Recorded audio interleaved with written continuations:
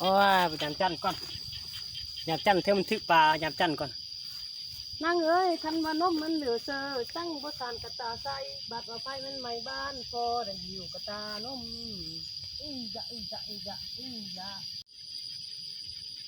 รันเลยพี่น้องรันแล้วอ๋อทึกบ่ป่าเนาะรันแล้วพี่น้องเอ้ย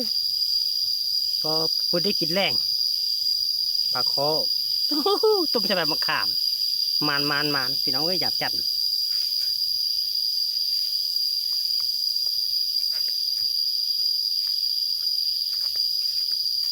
ข้าวบาดเดียวสองโตเลยพี่น้องโอ้ข้าวบาดเดียวสองโตเลย